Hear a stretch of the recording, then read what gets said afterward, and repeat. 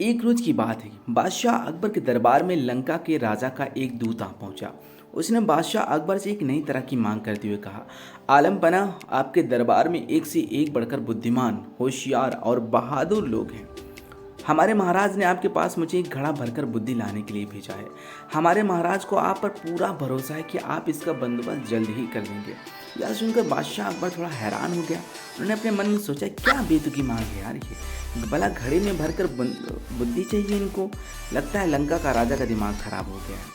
तभी बादशाह को बीरबल की याद आई और उन्होंने सोचा कि शायद बीरबल को बताया जाए, पर शायद उसकी भी बस की ना हो। बट बताने में क्या ही हर्ज है। जब बीरबल को बादशाह के बुलवाने का कारण ज्ञात हुआ तो वो मुस्कुराते हुए कहने लगे, आलम पना, चिंता की कोई बात नहीं, बुद्धि की व्यवस्था हो ही जाएगी, लेकिन इसमें थोड़े से वक्त लग सकते हैं। बादशाह अकबर बीरबल की इस बात पर कहते भी क्या, बीरबल को मुंह मांगा समय दे दिया गया। बीरबल ने उसी दिन शाम को अपने एक खास नौकर को आदेश दिया, छोटे मुंह वाले, कुछ मिट्टी की घड़े की व्यवस्था करो।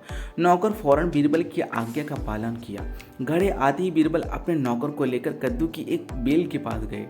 उन्होंने नौकर से एक घड़ा ले लिया। बीरबल ने घड़ों को एक कद्दू के फूल पर उल्टा लटका दिया। इसके बाद उन्होंने सेवक को आदेश दिया कि बाकी सारे घड़ों को भी इसी तरह कद्दू के फूल पर उल्टा रख दें।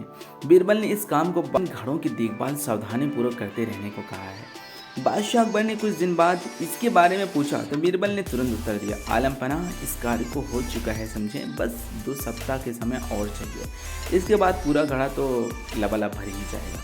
बीरबल ने 15 दिन के बाद घड़ों के स्थान पर जाकर देखा, कद्दू के फल घड़े जितने बड़े हो गए हैं। उन्होंने नौकर की प्रशंसा करते हुए कहा, तुमने अपनी जिम्मेदारी बड़ी कुशलतापूर्वक निभाई है, इसके लिए हम तुम्हें इनाम भी ज़रूर देंगे।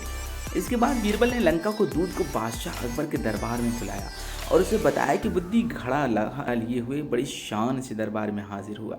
बीरबल ने घड़ा उठाया और उसे लंका के दूत के हाथ में सौंपते हुए कहा, लीजिए श्रीमान, आप इसे अपने महाराज को भेंट कर दीजिए, लेकिन एक बात अवश्य ध्यान रखिएगा कि इसे खाली होने पर हमारा यह बर्तन कीमती है, इसे हमें वापस मिलना चाहिए बगैर टूटे हुए।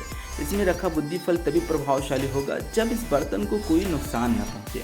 इस पर दूत ने कहा, हुजूर, क्या मैं भी इस बुद्धि के फल को देख सकता हूँ? तो बीरबल ने कहा, हाँ हाँ, क्यों नहीं, ज़रूर।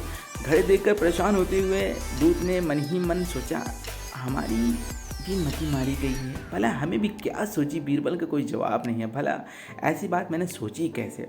घड़ा लेकर दूध के जाते हुए बादशाह अकबर ने भी घड़ी देखने की इच्छा प्रकट की और बीरबल ने इस घड़ा को मंगवाया। जैसे ही उन्होंने घड़े में झांका, उन्हें हंसी आ गई। वे बोले, वाह बीरबल, वाह, क्या दिमाग है यार तुम्हारा। इसके लिए बीरबल को बहुत इनाम भी दिया गया। लगता है कि लंका का राजा का दिमाग वाकई में इससे देखकर थोड़ा बहुत तो आ ही जाएगा। बाकी दोस्तों, आपको ये कहानी कैसी लगी?